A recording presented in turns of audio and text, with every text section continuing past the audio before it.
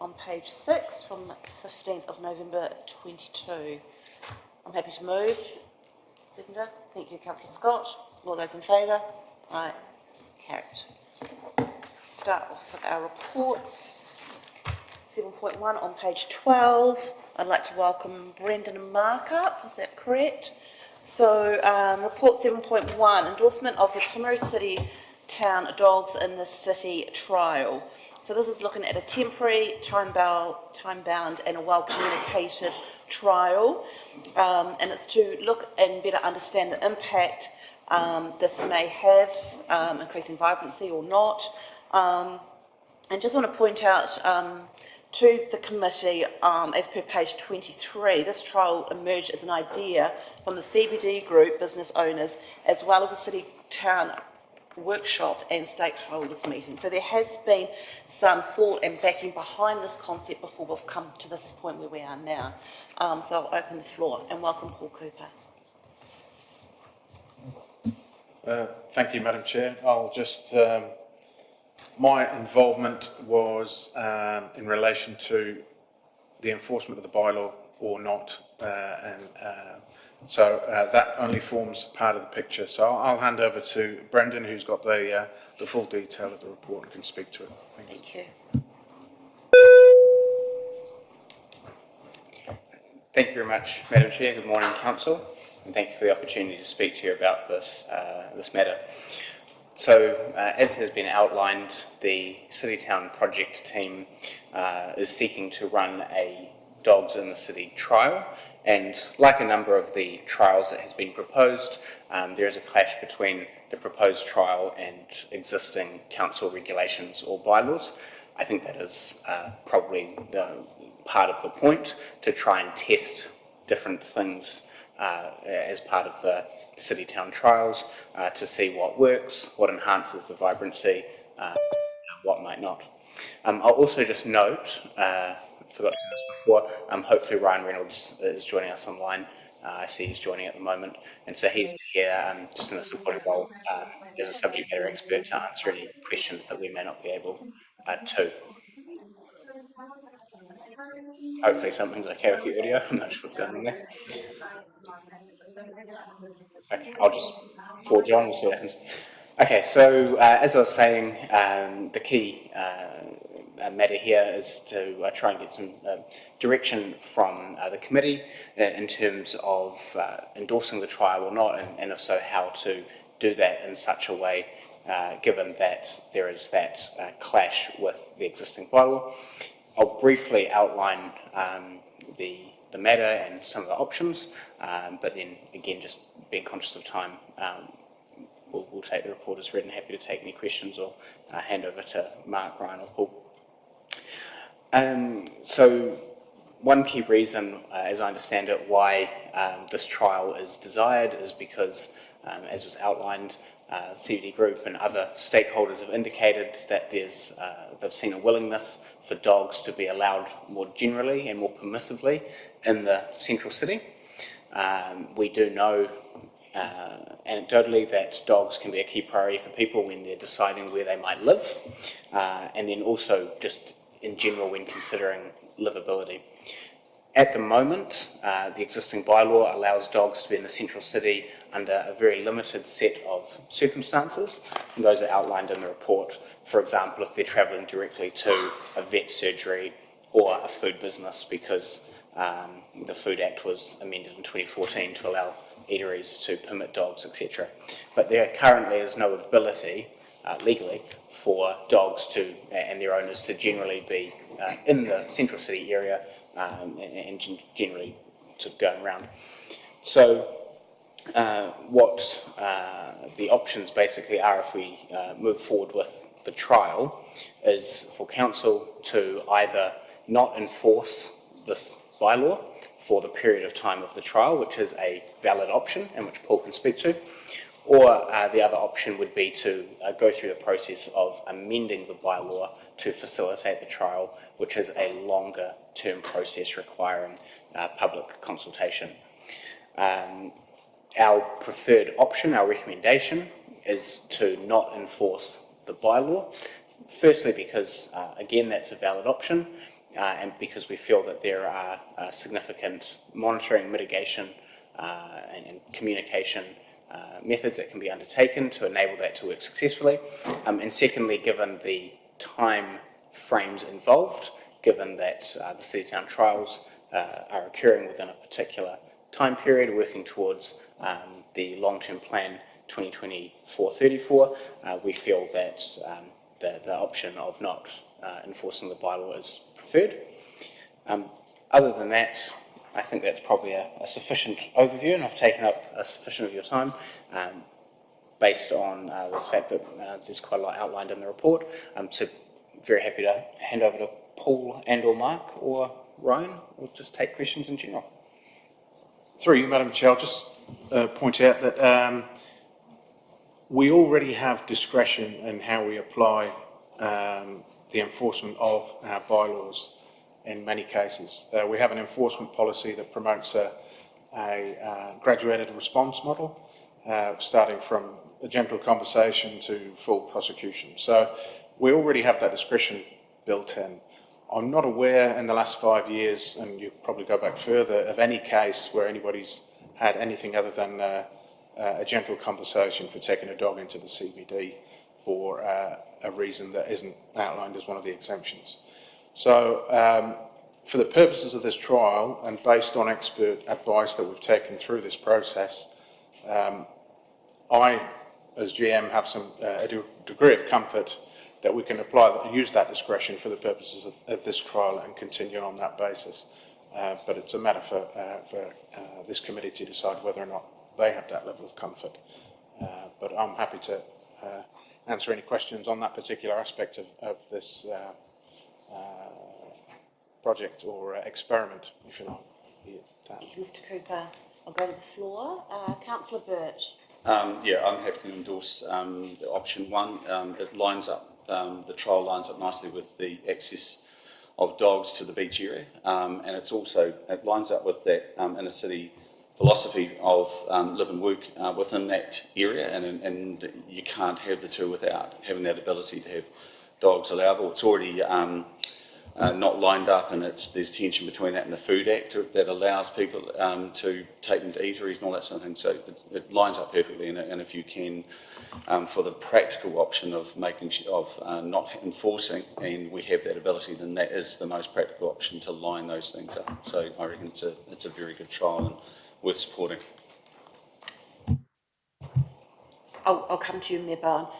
So you're going to move the recommendation, just that we amend the recommendation to the Infrastructure Committee, not to the Council. Yes. You're happy with that? Okay, Mayor Bowen. Oh, thank you, and happy to second it. Look, you're fully supportive. At the end of the day, it is a trial that lines up through the winter period, which is key, I think. From a business point of view, under the Food Act, we've had dogs in our courtyard for many, many years and never had any issues. I think you go to other cities. I was in Christchurch yesterday, and walking through Bunnings, or a couple of days ago, walking through Bunnings, and there was dogs around. So a lot of retailers are taking a pretty supportive view as well.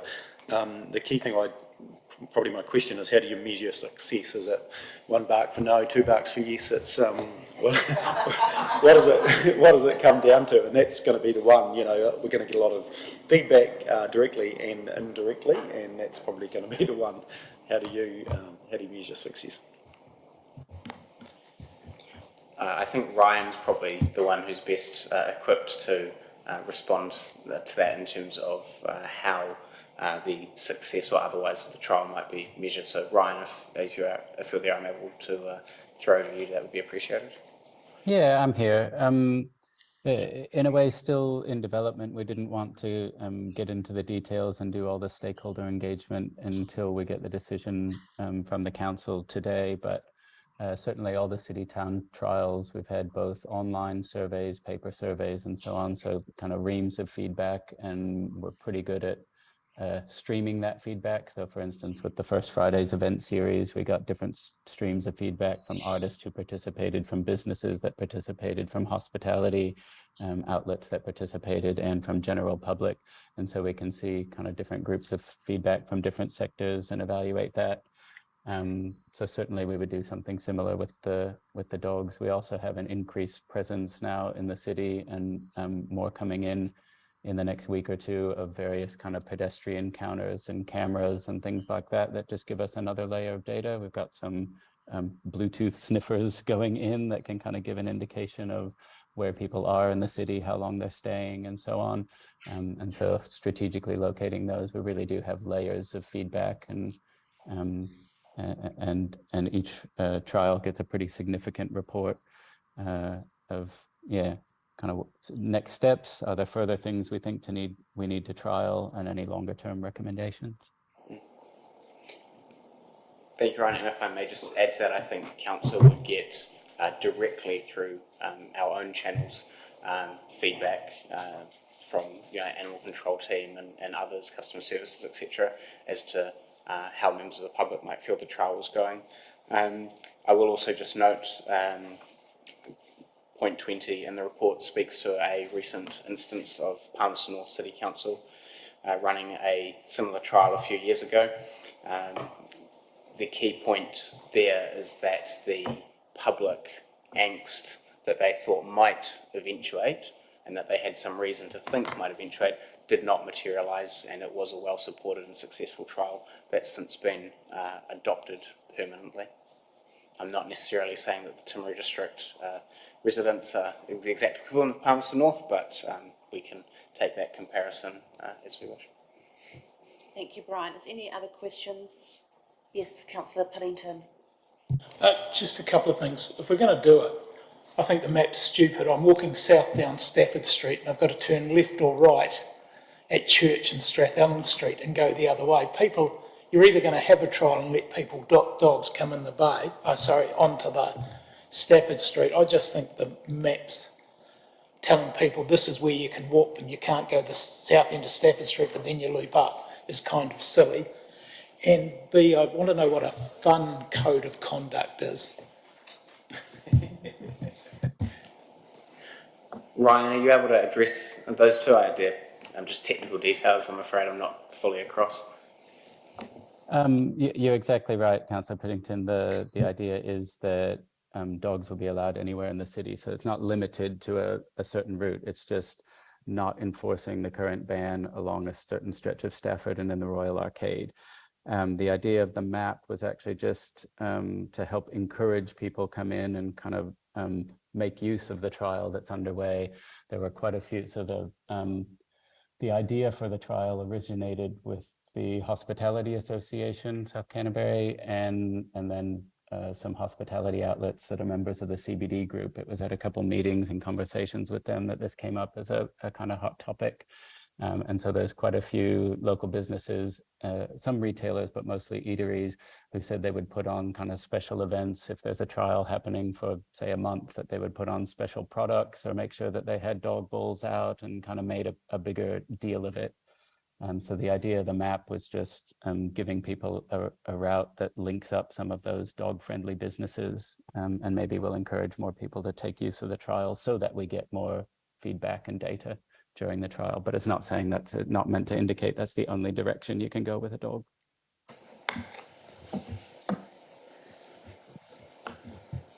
And your second question, Councillor Pillington, was? Fun code of conduct? A fun code of conduct, please.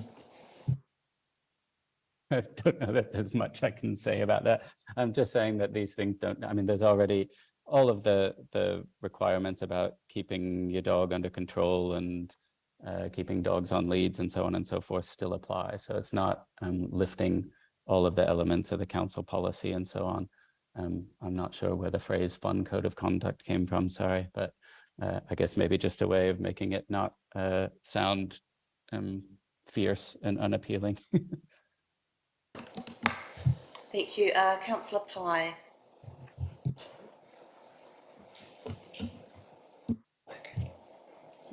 Thank you.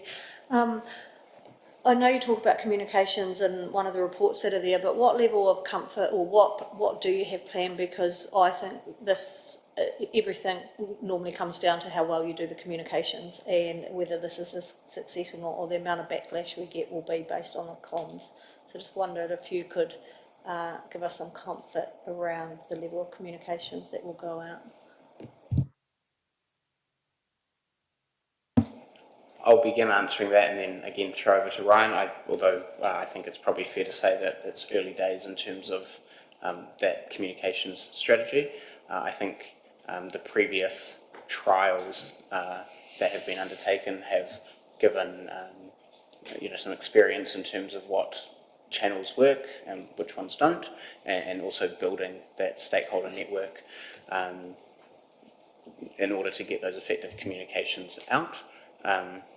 Ryan, do you have anything to add to that? I agree that as a trial, it's mostly a comms exercise. And so actually the very first conversation that we had when it came up as an idea back in April, I think it was last year, was with Stephen Doran to see what his take on it was. And so he was actually the first person to come out in support of it and say that it was something he thought his team could handle. So that was that, I absolutely agree. It's vital. I mean, we'll develop a plan with Stephen. I think now the next steps will be, if council approves the trial, then the next steps would be to re-engage with some of the businesses and other key stakeholders in the city that were involved and make sure that we set a good time frame. And we want it to be while dogs are allowed in the Caroline Bay Beach tidal area, but it doesn't have to be from 1st of March. So we could choose to time April or May and give ourselves more lead time to get all the comms right. But that'll be something we decide with Stephen in the room for sure. Yeah, at the end of the day, we do want the trial to be a success. So we will be doing as much comms as we can to basically point out that this is happening, but also to promote it as well and encourage people to try it out. That's the purpose. Yeah. Sorry, I just had to, and to obviously provide reassurance to anyone that might have any concerns about the methods and measures that are in place to mitigate any potential harm. Thank you. Any further questions? Councillor Scott. So I appreciate there's been plenty of work go on before in this space, but I don't see this adding any benefit or enhancement to our city, and I actually don't think everyone wants to navigate dogs when they're out doing errands in the city. So I actually don't support a trial, so I thought I'd just table that. My conversations with people over the weekends, building my own knowledge was not supportive of at all. So today I do not support this trial at all. I think it adds no value or enhancement to our city. Thank you, Councillor Scott. Any further questions? Okay, so we have Councillor Burt has moved it, Mayor Bowen has seconded it. No further discussion. All those in favour? Aye. Against? Councillor Scott? Carried. Thank you. Oh, sorry. Yeah. Very good. Good discussion. Okay, let's keep moving. We'll move to 7.2 on page 40, and I'd like to welcome Mr. Ashley Harper, the Three Waters legislation update, to advise the Infrastructure Committee on the status of the government's legislation program associated with the Three Waters. And there's two bills, and I think you're in a position now to discuss about any potential submissions. Yes, good morning, Madam Chair. Happy New Year to councillors. It's going to be a pleasure to give council an update on the legislation. The Taumata Arawai is operating, up and running. Water Service Entities Act is now up and running. The amendment bill is before the Economic Efficiency and Consumer Protection Bill are before the Finance and Expenditure Select Committee.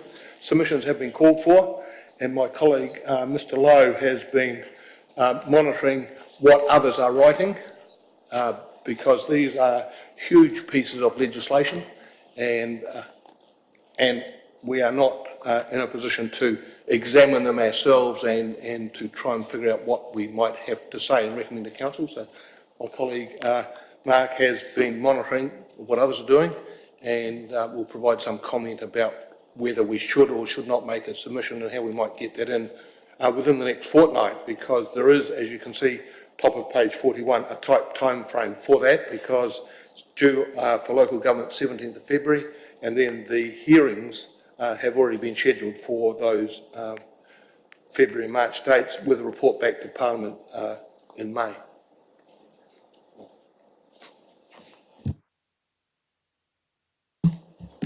Thank you, Ashley. So I guess, like Ashley said, we're sort of in the early stages of considering what a submission might look like. There's a lot of detail on that in terms of the bills. Obviously, with the two bills out for consultation, essentially they set out, I guess, the technical detail of the Three Wards infrastructure and service delivery approach that is enforced or introduced under the Water Services Entities Act, which sets up the 4 new entities. Our deadline for those submissions is the 17th of February for local government. So I guess our position probably at the moment, and looking for support or guidance from you, is to sort of prepare high-level submissions on the bills in terms of some of the key areas that are being highlighted. So as a suggestion at this point, I'm sort of assuming that council would maintain its opposition to the Three Waters reforms as they currently stand, and that we would support the submissions of C4LD as they are being prepared against the bills. Obviously, there's a number of points that LGNZ and Taitura have raised, and the Canterbury Mineral Forum also are preparing some submission, I think, on the consumer protection one. So we'd look to support that, but some of the other areas that we might want to potentially focus on are the time, I guess, to put this system up. You know, we're basically looking, as at today, 17 months for a new system covering 3 waters to be in place in New Zealand, starting 1st of July 24. In terms of some of the other areas, there's what's called mixed-use rural water supplies in the bill, which there is the opportunity potentially to transfer those into, I guess, community ownership, if you like. But the process there is quite high bar. There's a very high bar to get there. So we could comment around that aspect.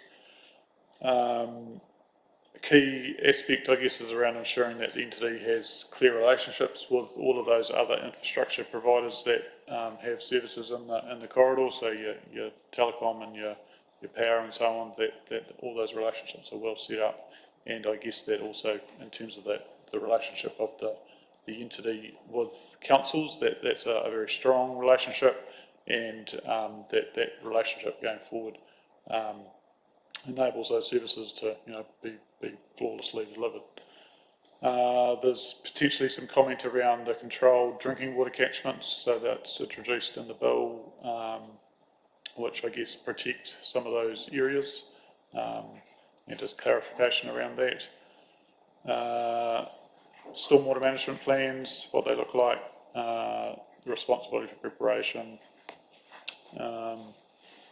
There's also some clauses in the bill that talk about the ongoing funding collection by TA, so post the entities being stood up on the 1st of July, that councils will be still responsible for collecting water charges, I suppose, and just passing those on to the entity over a short period of time. So I think it's about 5 years or something.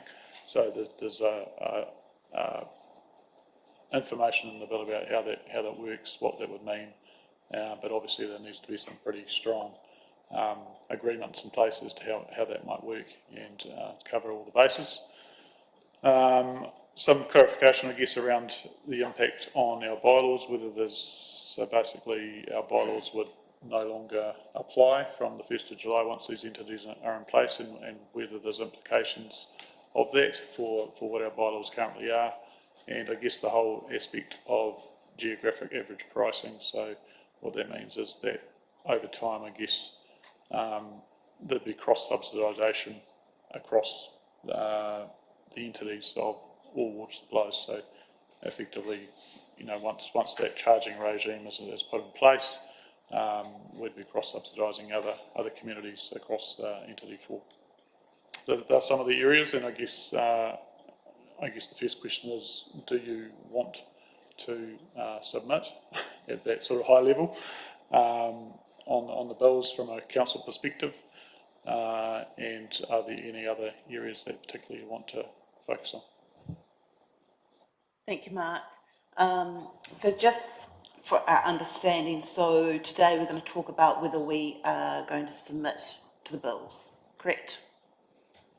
Yes, and in particular, if there's any other areas that you've picked up that you'd like us to comment on. Okay.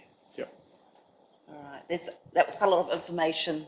Yeah, I appreciate that, and it's we don't have a draft submission at this point, Right. But obviously there's still a bit of work to go to get there. We're Sure. still dealing with 5 submissions at the moment to high level government reforms. So So you're seeking a steer whether we are going to submit and then go from there.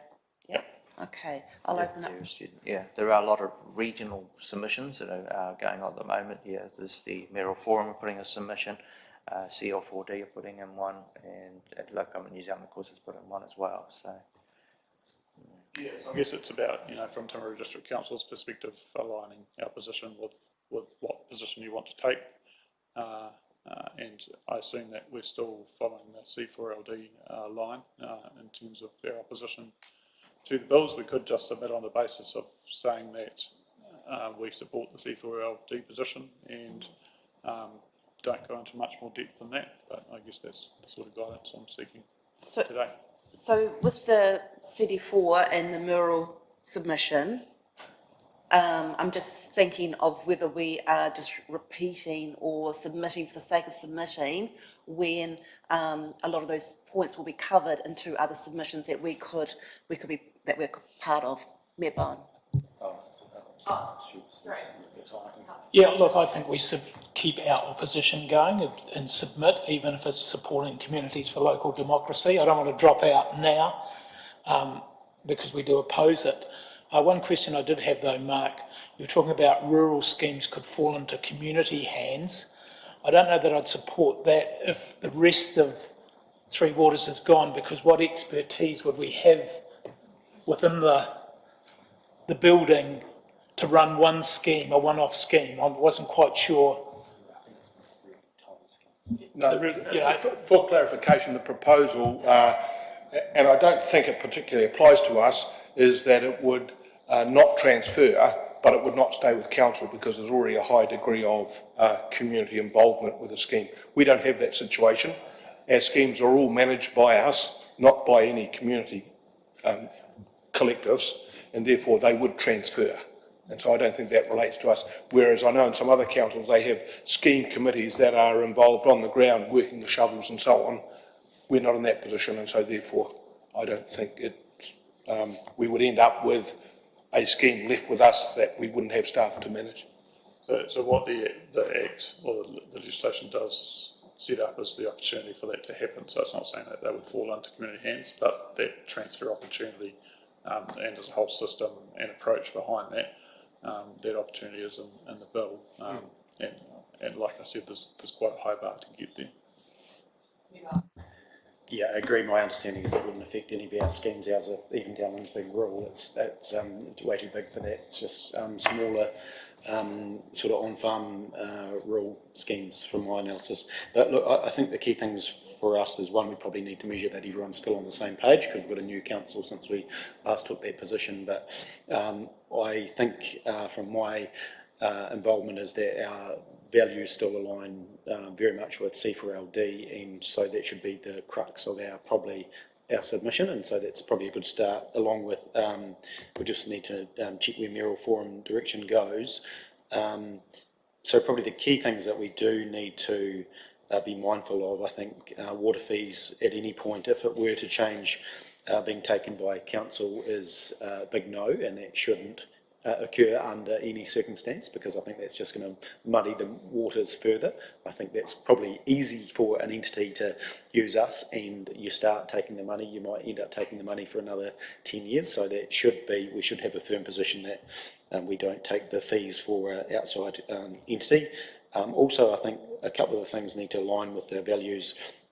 as presented in the court case, which is around property rights, which is we've been really hard on, and one of these bills is around taking property from councils to these entities. So we're going to be in line with that, and also that accountability back through local democracy where we can. And probably it's in the last act, the Consumers Act, that I've had no clarity from anyone I've spoken to, is that when we talk about our own asset management plans and our planning that we've done, no one yet that I've talked to at DIA or central government has clarified that our plans will keep moving forward. And I think that's probably key in that consumer space, that the work that we've already done and the plans for our communities that we already have in place are upheld within this legislation. And I think that probably marries to the consumer protection in some shape or form. I'm not sure how we include that, but those are probably my points that I believe we need to include. But on the crux of it, I think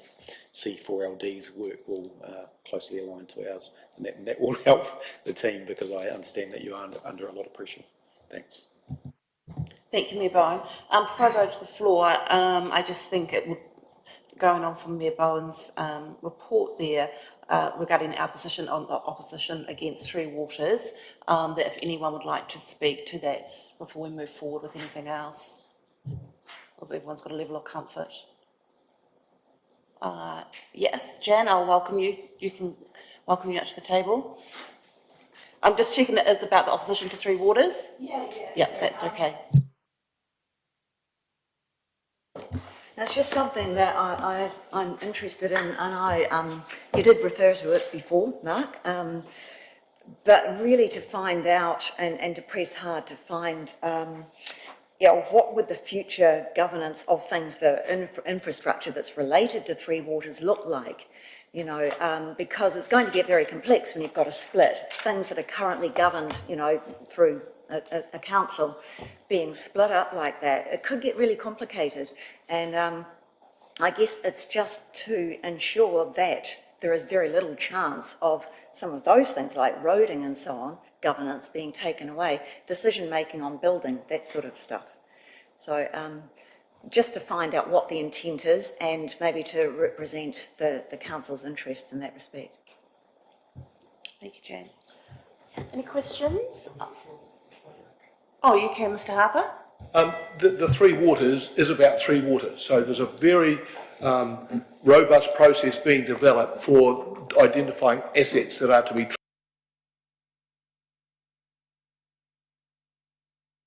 to pump stations and the like. So the process does not encompass other activities other than Three Waters. Right, thank you. Any questions, comments? Councillor Booth.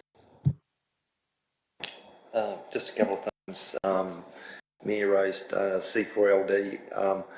Obviously, we're part of that group, so I would have thought our submission, we would be putting input into that submission.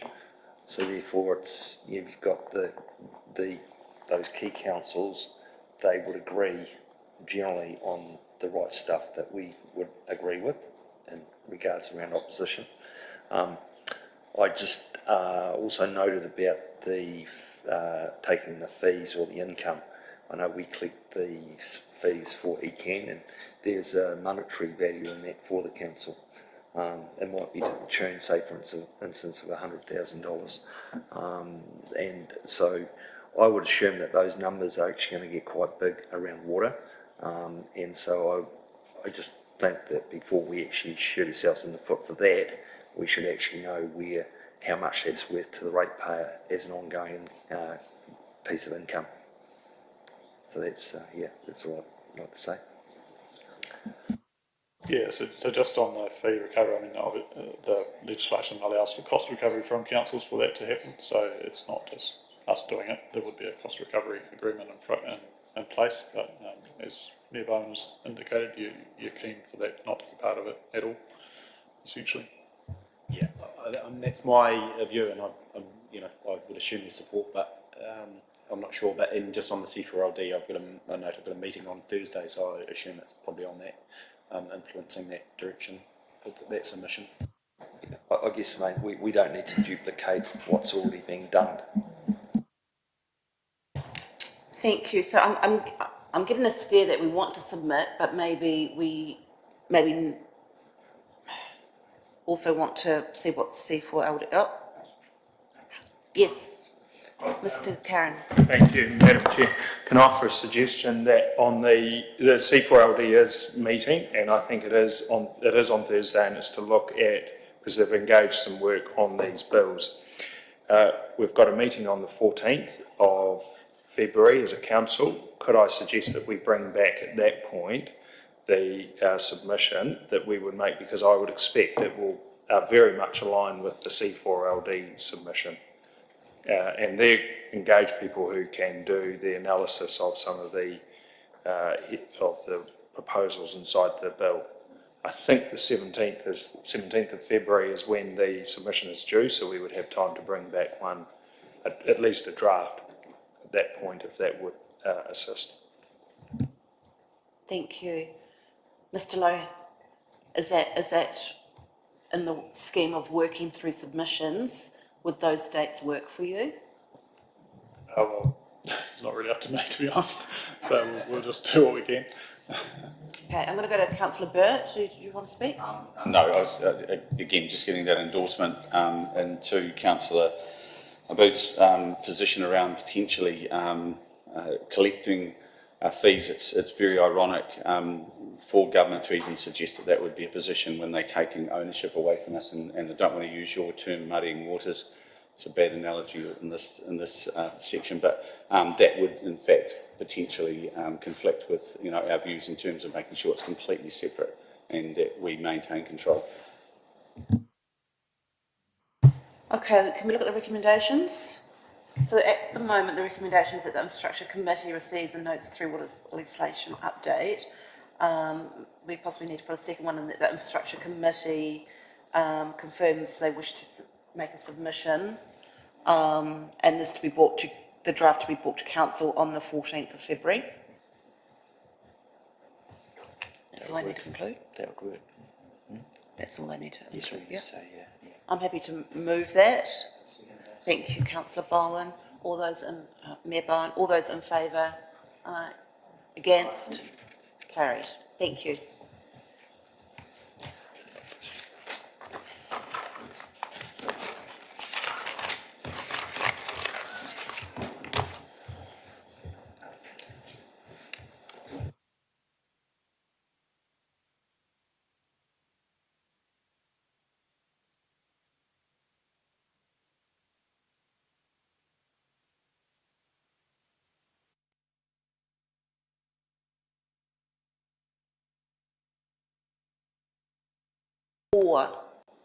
Because we have got someone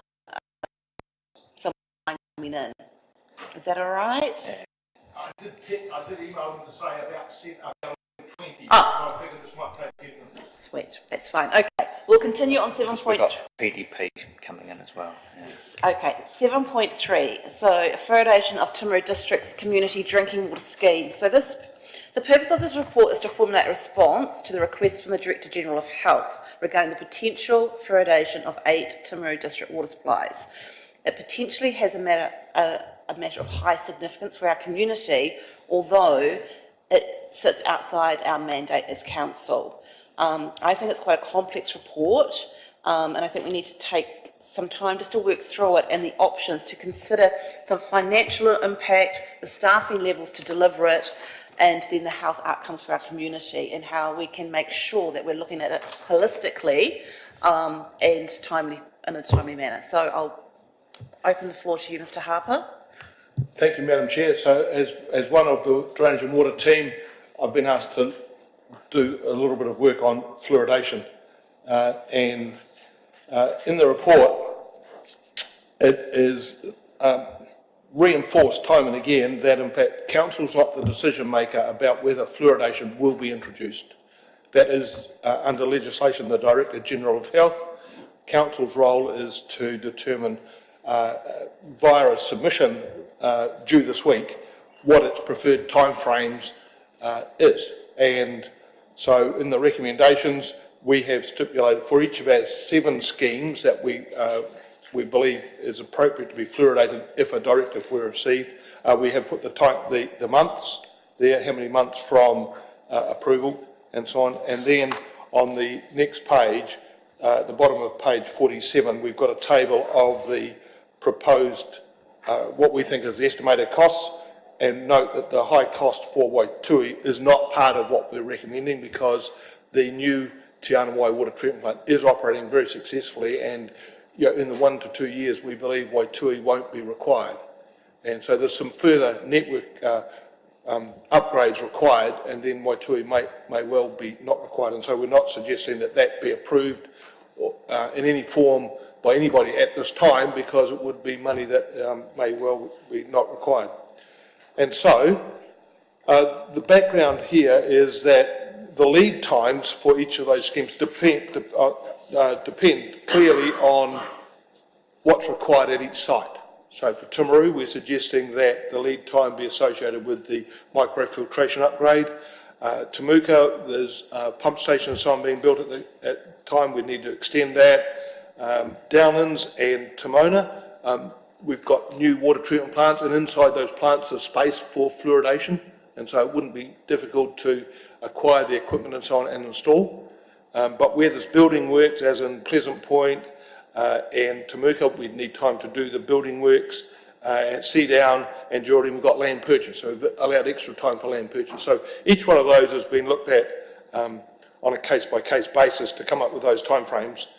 And we've also become aware in the last 12 months, since we made an initial submission a year ago about what we thought our costs would be, we were aware that Taumata Arawai setting some of the rules around fluoridation and some of the risk management, so on, requires more complex equipment and systems than we had anticipated from our historical knowledge, and so that's included in those estimates. We're also saying that Council, if it was to be in the affirmative for doing something, and look, there is no Council policy on this at this time, then the earliest it could reasonably happen is 1 July this year, and then we would kick off the project, and it's possible on our assessment for the 2 9-month schemes, that's Te Anawai and Te Moana, to be installed and operational next financial year, but the others would then fall into the following year. And so there'll be a partial spend next financial. We're saying that should all be done by loan, because then that would transfer to the new entity. The loan and the equipment and the operation would transfer to the new entity. But Council has other options. If it decides that it doesn't want to act in the affirmative, then it can delay its proposed timeframe and advise the Director General of its position. Whether that's acceptable or not, of course, the Director General will determine. And so this is a submission process. This is not a final decision process. Should Council go with what we've recommended, and the program of work start from 1 July this year, then there would be some charges next year. It's not the full cost, because it's spread over the duration of the implementation project. And for next financial, there would be minimal operational cost, because it would be a couple of months at the end of the year only for a couple of schemes. So that wouldn't be very high at all.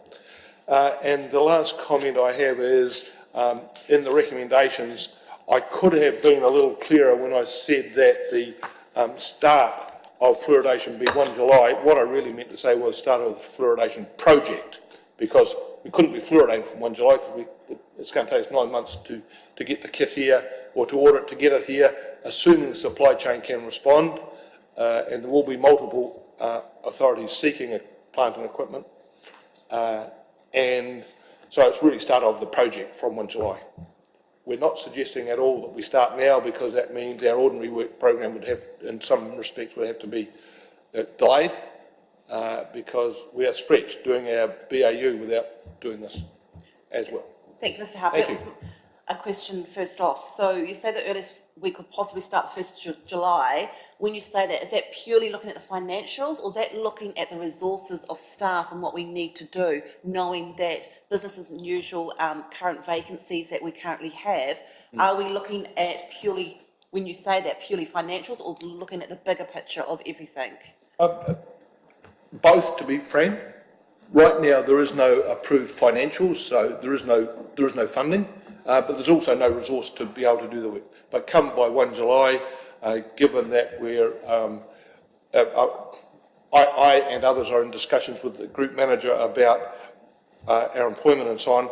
I think we could have a project initiated and could commence on 1 July if that was council's wish. Right? But we wouldn't be doing much of the work in-house, we'd be using external resources for that. Thank you, because I think the options on page 49 are good for councillors to be looking through 15 through to 17. I'll take any questions from the floor. Oh, sorry. No. All right. Any questions from the floor?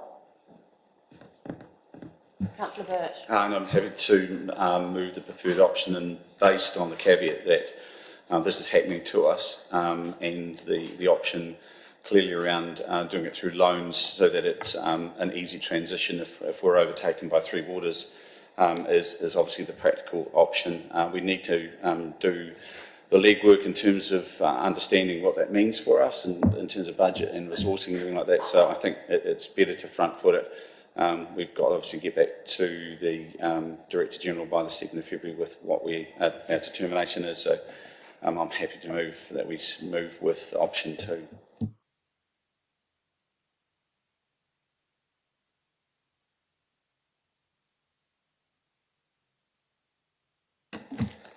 Just one question, actually, I'm just a bit confused over the funding situation.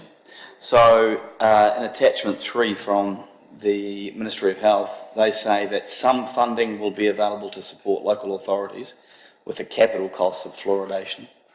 But then, under option 2, you say there's no government funding available. So the offer of government funding forwards tranche 1, which happened last year. So about a year ago, the Director General issued directives to a number of councils for a number of water schemes for $11 million that was available. That was consumed, that's gone. I checked with Wellington and they said no, the latest requirement is makes no comment about funding available, therefore there is none available.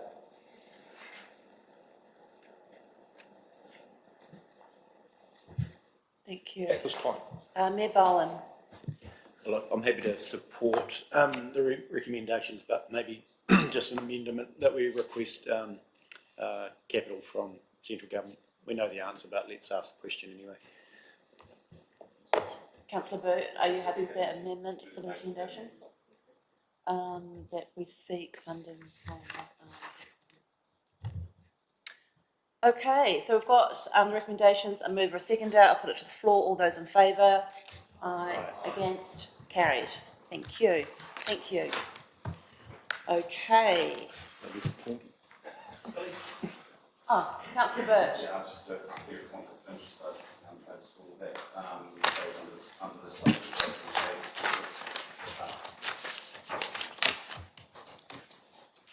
Okay, we're moving on to report 7.4, magnesium peer review. Manganese. Pardon? Sorry, the subject was manganese. Manganese. What did I say? Magnesium. Oh. Slightly different.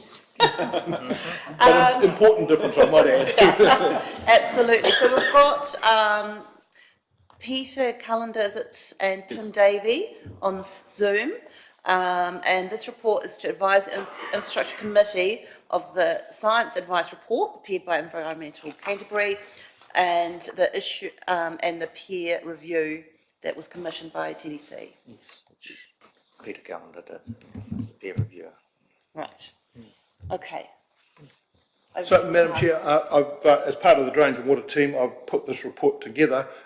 Tim Davey from ECAN, who wrote responsible for signing off the science review, and Peter Callender have been invited to join us. I did email them to say likely to be 11:20, and I've just emailed them again to say please join up now. So we're on time. Hopefully they can join us to answer questions. So as you know, we had this time last year, we're in the middle of a manganese issue emanating from the Opahi water source. We have put together a summary report here of the science. So ECAN in July and August prepared a science report with a short peer review that arrived with us. Chief Executive and team suggested we do peer review, which we hired Peter Callender, a recognised expert, who has provided, I'd have to say, a very comprehensive peer review report. It came to us in draft form. There was a couple of things in there that I didn't particularly understand, so I then sent it back for checking, and we checked a couple of things. We've also provided it to ECAN, who were happy with and said it didn't misrepresent any of what they were saying. And so we now have this report, and it's really interesting in that in a short sentence, the peer review confirms ECAN's science report, but it perhaps is not quite as definitive as to the source.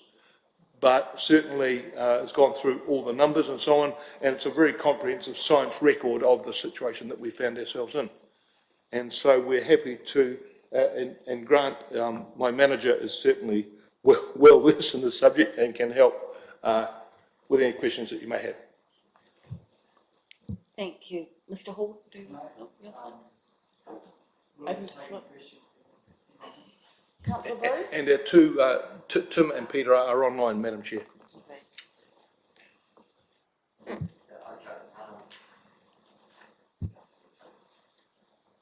Oh, sorry. Yeah, okay, thanks. So I guess, obviously, the leachate, silage leachate, has been identified as the most probable cause. There was a silage pit right next door to our intake.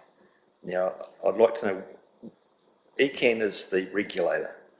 So who's responsible, and is there permission required to actually put a silage pit, build a silage pit? And there's certain regulations, and each silage pit that is actually built, they should be, you need a consent from the regulatory authority, and I assume that's ECAN. And so why was there a consent for that silage pit in the first place? And if there was, why was it allowed to be put within a community drinking water scheme intake regulated area?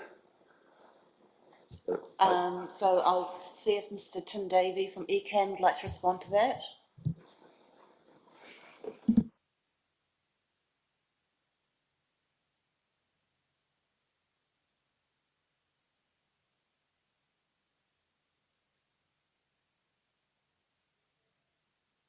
Tim, I presume you can hear us. We can't hear you at all. Can we please check you got your mic on?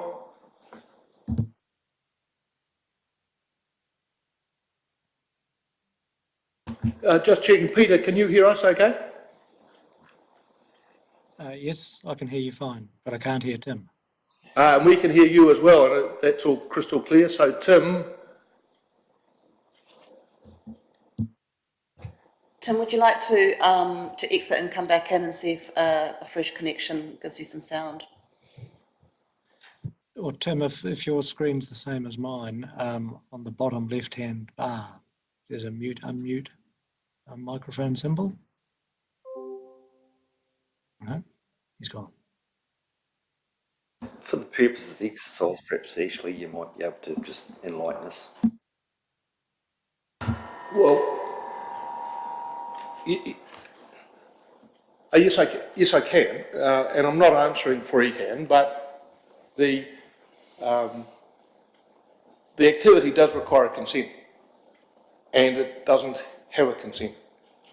However, having said that, our report is about the science. This is not an incident report, which goes through all the planning and responsibilities and so on. This is about the science of what we found, and the review of that science to make sure that we understand it. There are rules. Can you hear me now? Yes, we can. Yes, we can. Thank you, Tim. Yeah, there are rules around silage leachate throughout the country, and they're all it's well documented.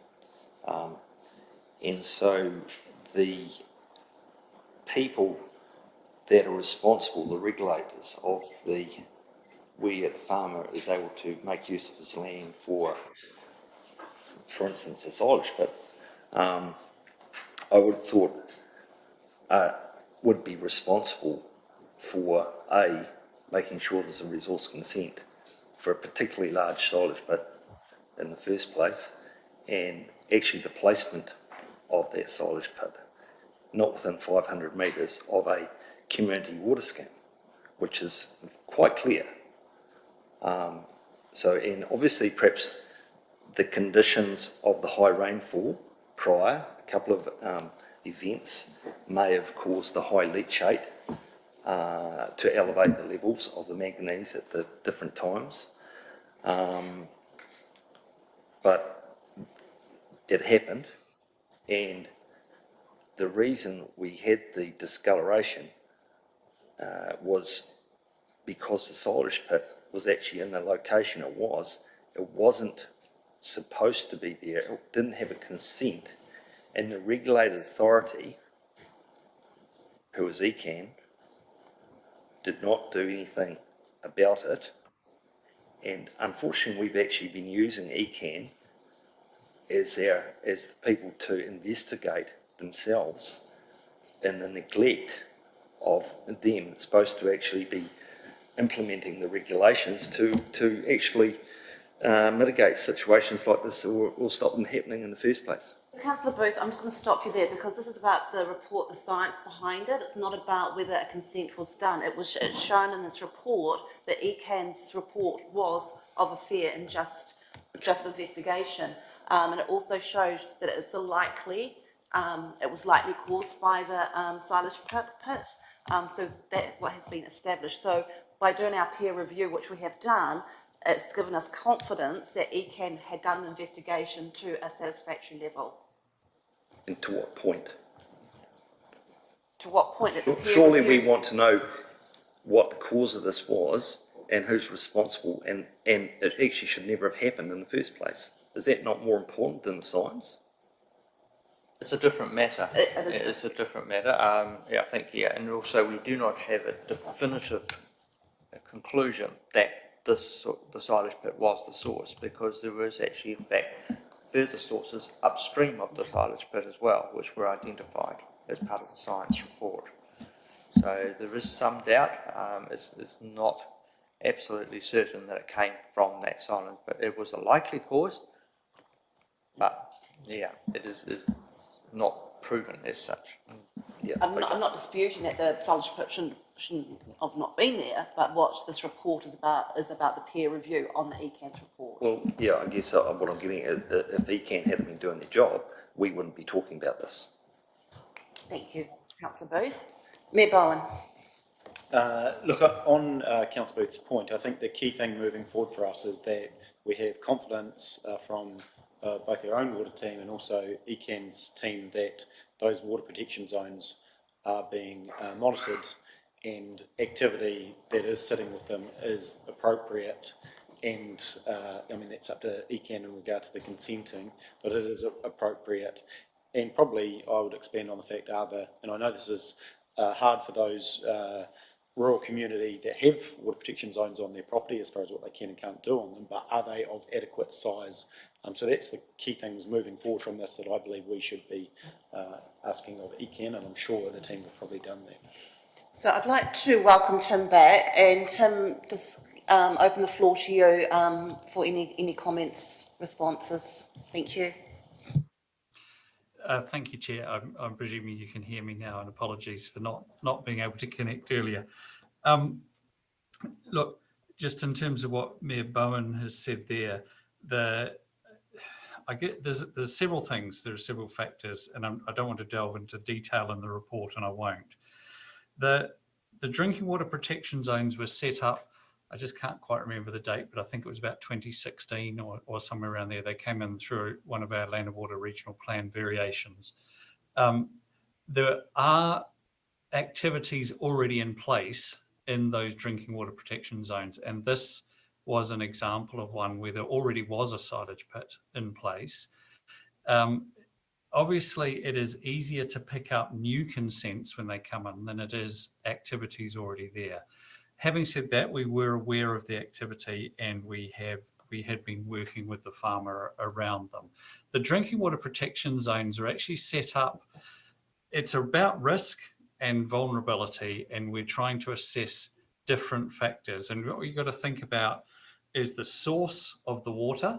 So if we're talking about a surface water take, for example, in the Pariora Gorge, where you take one of your supplies, or from groundwater, which is more akin to the Opahi, although it's a little bit, the Opahi is a very shallow groundwater take. And that would be the other distinction I make between shallow groundwater and deep groundwater.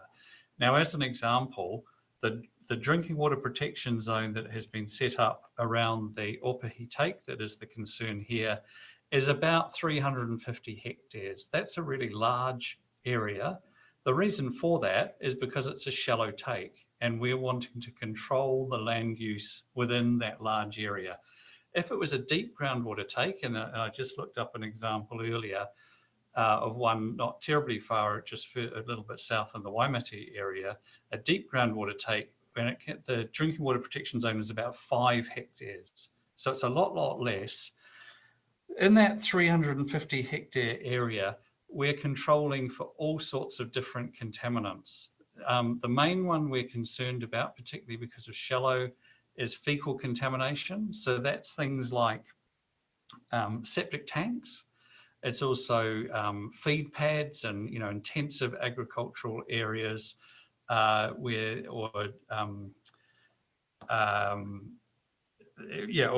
you might have a large area of concentration of fecal matter. So that's one of the things, but we're also controlling, for example, around petrol tanks, petrol storage, petrochemical storage, pesticide storage, all of these things, timber treatment, all of these things within a water protection zone are to be controlled. And we're trying to look at what's, any new consents, but also what are the current consents. As an example, in shallow groundwater, we regularly find fecal contamination. And when I say shallow, I'm talking about less than 20 to 30 meters. And the take that in the Opahi Gallery is about 5 meters deep. So it's a regular thing to find fecal contamination to 5, 10, even 20 meters depth after heavy rainfall. It's not something that you regularly find across the Canterbury Plains, but after heavy rainfall, it is something that you do find. We've observed it in shallow wells. It's not all of the time, but it's not uncommon. And I guess the last point I would just make is around the heavy rainfall. Given climate change predictions and what we're seeing already across the country, much heavier rainfall intensities, this is an increased risk where there are shallow supplies. So we're trying to manage that. We're doing it through managing the land use within these areas. There are multiple types of land use that can affect it. Silage pits is one of them, and as the report just describes, that's because of a complex chemistry that goes on. It's not just it's not actually the silage itself that's necessarily the problem. It's some of the chemistry that goes on in the groundwater. We're doing our best to manage that. It has certainly raised awareness, and we've run a campaign around identifying silage pits in these areas, particularly where they've been in place for a long time and you wouldn't necessarily know about it. The rules themselves are relatively straightforward, but for example, you can have a silage pit. It's just got to be contained and below a certain size. And that's, so it's not an absolute straightforward yes or no. So that's as much as I want to say, Madam Chair. Thank you, Tim. Councillor Booth, do you have any reply? I guess is the new silage pit that he's transferred everything, is that contained? Is that got a properly built? I must confess I don't know, but I do know that it has moved out of the area, the zone, the drinking water protection zone. Mr. Harper. So we're focused now on going forward, and so in our report from paragraph 13, there is 4 initiatives that we have taken, because this situation is dynamic, and from a year ago it has changed a little. So we've installed valving. We've now got our water treatment operators with better tools, handheld meters that weren't available before. We're also installing across a number of sites online real-time monitoring, and so if there are any significant changes in water quality, we can pick that up. And then, of course, at the new microfiltration plant, we'll be able to treat more turbid water from the likes of the Pariora source, therefore we become less reliant on a single source. And so we're starting to reduce the risk, as Councillor Booth said. This is about risk and so on, and we're reducing that risk. And as well as that, there's a number of regulatory issues. Under the Taumata ROI, the water safety plan criteria has changed. We now have to also prepare catchment risk management plans. And so part of that is accepting some responsibility for monitoring what's happening in the catchment. So part of our staff training is now we're going to go out there with eyes wide open to see what's going on in those drinking water protection zones, because we understand now that we have some responsibilities for that weren't obvious or evident before. And so we've and we've also hired, as part of changing staff structure and so on, a compliance officer who will be checking up on ourselves to make sure we are complying with all the things that we should be doing, and that reduces the risk again. The district plan, very comprehensive and voluminous document. We have persuaded our planning friends to put in the maps in there where the drinking water protection zones are. Not only the ones that belong to us, but also those that belong to others that go into our district. And there's also some of ours, of course, in other districts. So it's a little bit of a complicated geographical sort of issue that we've now got some more visibility over. And I think at this stage we've sort of got to the end of the road with this manganese science at this time. We've got all these actions in place, it's underway, and I'd like to think that we can sort of put a bow around the file and learn from it. Thank you. Thank you, Mr. Harper. Any questions? Yeah, I guess I just want to follow Mayor Nigel's point though. What are we doing? I accept the report and I accept what's happened and we move forward, but are we actually joining with ECAN and doing something rigorous about those zones where we know we're getting water? There's been a sort of, we're having a bit of a look. I want to see the plan going forward to help ensure that the drinking water that we are getting, something like this doesn't happen again. And I haven't seen any of that in what we just talked about. Yeah, I think the fact that we've identified a number of initiatives here, both from us and also in the regulatory environment, that is about making sure it doesn't happen again. That is the improvement actions that we're planning to take. And we're certainly, learning from it. Mr. Hall. Grant. Yeah, if I may. So yes, the risk management plans, which have just been updated, now include for the catchment risk management plans, and so that is quite a comprehensive a look at maintaining those protection zones. So as Ashley said, there's quite a change of emphasis in terms of our responsibility in relation to monitoring those catchment plans. And so that they are now part of the risk management plan process, and so we're developing those. They're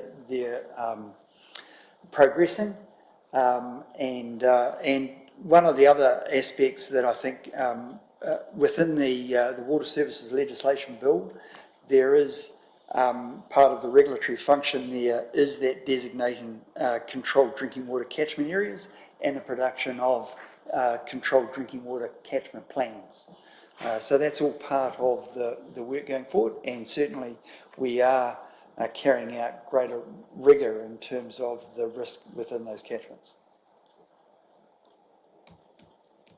But I'm right that ECAN grant the consents and control it, or has that changed as well? Because I just want to make sure we're linking with them, because they seem a bit lost. Oh no, we're absolutely linking with them. We're aware of the work that Tim's team, ECAN team, have done in the catchments. They're out there examining, checking to see what's going on and identifying where they are compliant, and then perhaps some non-compliant silage pits, right? And other things that are non-compliant. You know, it's just not silage pits, there's a whole range of activities. And we've strengthened that control environment by our own district plan has got more specific exclusions from within those zones.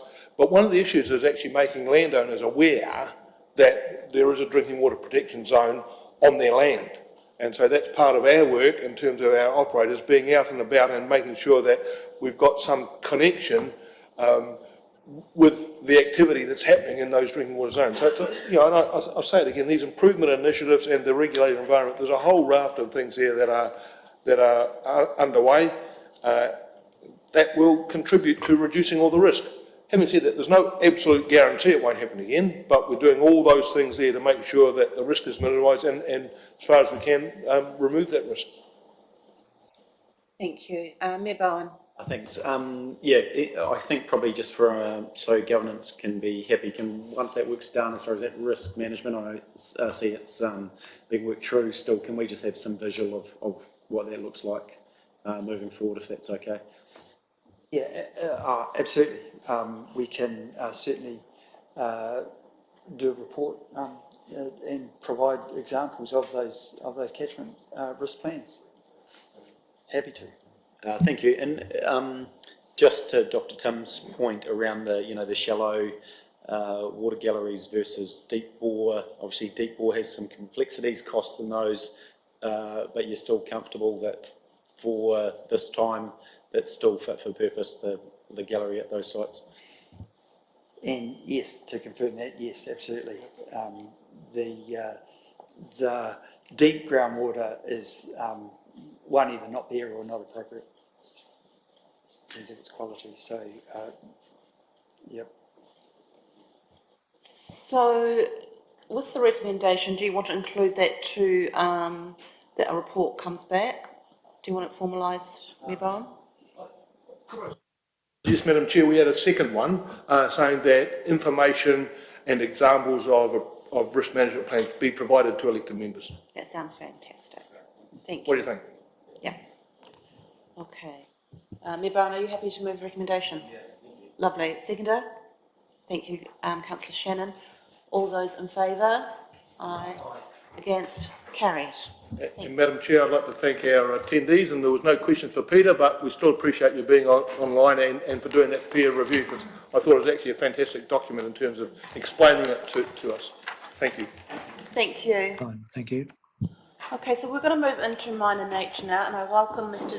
Ryan Dejoux up to the table. Ryan, generally with public forum, it's like 10 minutes. Usually with public forum, it's about 10 minutes. Thank you. The floor is yours, and you can run it whether you want to take questions along the way or wait to the end. Well, look, I'm happy for questions at any stage. Look, what I'm proposing, what we can see up there is a subdivision that is about 180 lots. It's part of the Adia farm, which is not used at the moment by the City Council. So obviously you guys own it, and I want it. So we all know that in Timaru we just need more population. We want more sections. We want more people coming here. Getting a subdivision of this size is just not easy. And this is one of the areas which we've had some discussions, whether it's industrial or whether it's residential, but we're running out of residential areas, and the company that I am with, we own most of them, and we are developing those areas, but they're only 20 lot sites, and they're definitely not going to service Timaru coming forward. So going forward, it's going to be really hard to do subdivisions of any size because of stormwater and everything. It's just getting harder and harder and harder. So when these ones come up, we need to look at them seriously, and this is a good spot. This is everything seems, obviously it's 5 minutes from town. It's close to the new showgrounds, whether people like it or not. New development. It's got 3 or 4 schools close to it, and it's a good size. Like it's a community. It's going to, there's playgrounds. It's right beside Sir Arthur Park, so kids can use that. Whether there's new council development there, I'm not sure, but what we've done there, we've put in a a bike lane, because I understand there is one going in Washdyke Flat Road. So there's plenty of recreational areas. It's easily serviced. The water council have just put the water down there. There's sewer down there. There's plenty of power. There is water issues which we can control them, because obviously if you go outside with no umbrella you're going to get wet. So once the roof's on a lot of houses, we'll be able to control where that water goes. So we're going to be. One of the main things is, where does industrial and residential start and stop? So there's a natural buffer where you can see the stream there, where we're going to plant that out. So there will be a natural buffer as well as our planting, which will be part of probably the swales, which will collect a lot of the stormwater and attenuate that. And where it goes, well, you can see we've got detention ponds at the bottom. So the sites will hopefully they'll range from about 500 square metres to no higher than 800. And we want the prices, we don't want them more than 250. We want them affordable, so we can keep we can keep people here and bring people here. Because at the moment we don't have that. And as I say, once again, like when the subdivisions of this size come about, you just can't not have a serious look at them, because I have dealt with, we had a meeting with the two guys, I'm not sure, Nigel, who they were, the 2 planners you got brought in from Spaceland or wherever they came from, who were, they were trying to tell us where, everyone should be going and building. And unfortunately they don't live in Timaru, and they've probably never been here. So what they propose is all correct, is all wrong. Like,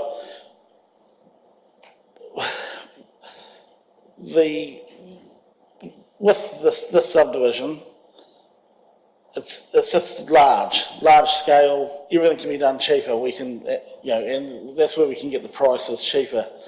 So, I don't know, it's just something that's serious for Timaru, because we're Timaru's largest developers, and we just can't see anywhere else where we can go without your help in offloading a wee bit of that. It's only a small area, and if we want to fill that Theatre Royal up with lots of people, we need lots of houses, and that's one of the spots where we can start. And that's just a start really for us.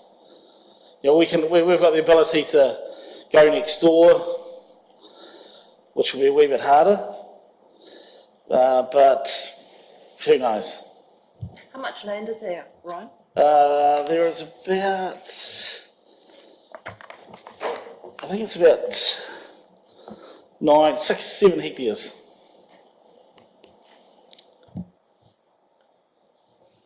I'll take some questions from the floor. Any questions for Ryan? Councillor Pennington. Thanks, Ryan.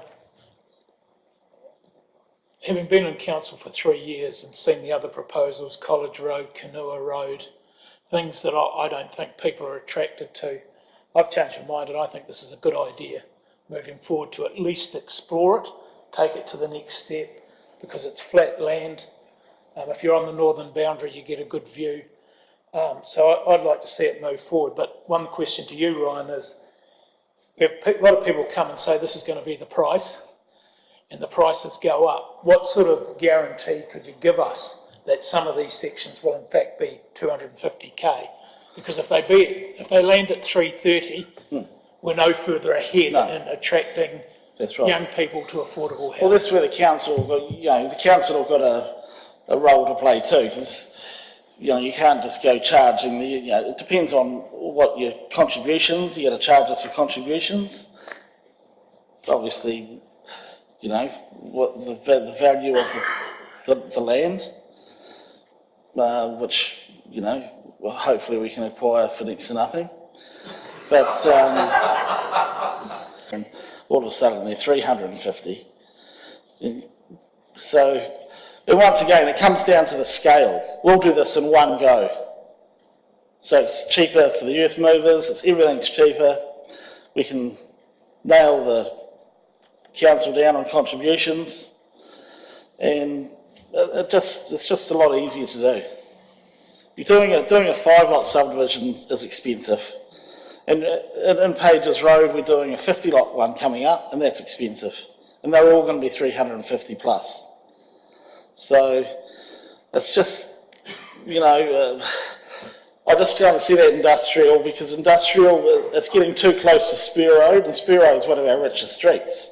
So you can't have these guys coming down in Ferraris and Bentleys, and then you got people in living old trucks and utes and going into old shitty tin sheds, So it's not a great look.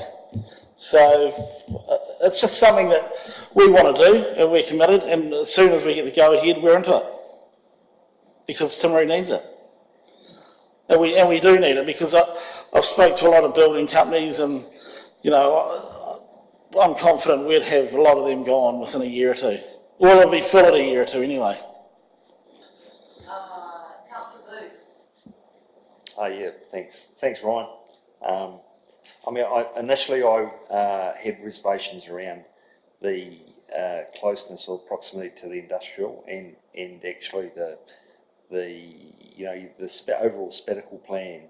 We need to obviously be careful of what's going on, but obviously with the St Basil Arthur Park and that area in between, it does actually give that space, that separation, which is absolutely important. Obviously, we are lacking scale, and this is scale, and so I guess the only question I've got is the fact that there's a creek there, and is that above the floodplain? Is that an issue, or? Well, that'll all come into the engineering of the whole project.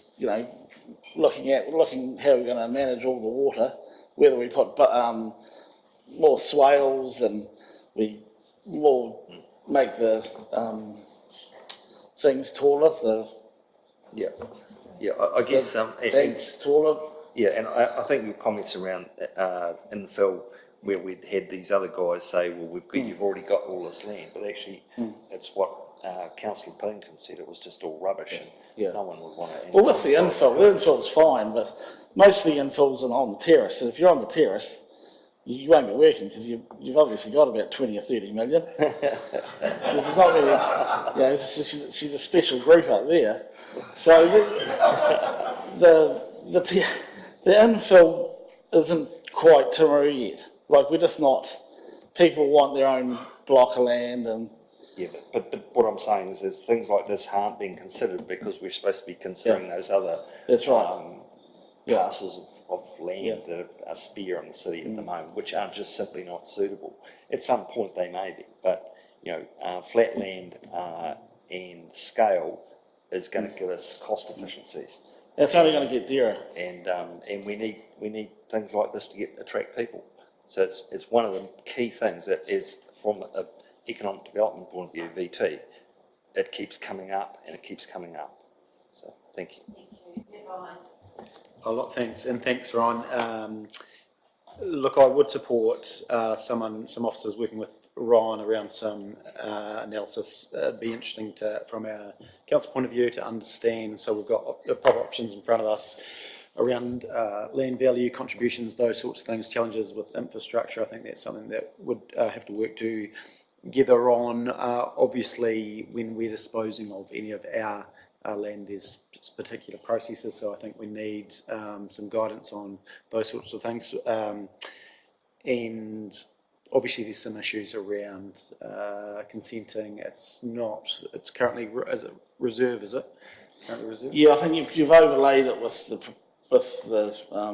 residential, I think. I'm not sure, but. Yeah, that's right. So, I mean, we've got a bit to work with, but look, I'd be, supportive of understanding more of what their options and issues are with this. Thank you. Yeah, I'd just like to point out, it is a fairly challenging piece of land. It's not as simple as it probably looks. It's not flat because there is actually a stop bank that runs on the other side of the stream there, which protects the Washtake West area. This is on the other side of the stop bank, and it's therefore is designed to flood at the end of the day. So we can change it though, can't we? You can overcome that, but that comes at a cost, and that's where I question perhaps the $250,000 per lot, because it would have to be substantial. Well, we do have scale there. Yeah. And, it's not a massive stop bank, so it will come at a cost, but that's where the council can help, at some stage we're going to have to go somewhere. So the council will have to play a part in helping out, because otherwise, well, we're not going to have the sites for people to move here. And I know what you're saying, engineering will get rid of that issue, whether we have to make bigger stop banks, more retention tanks, on-site attenuation, who knows, but there's got to be a way around it. You look at Rolleston and Christchurch, they're building on flood zones everywhere up there. Yeah. They just make it happen.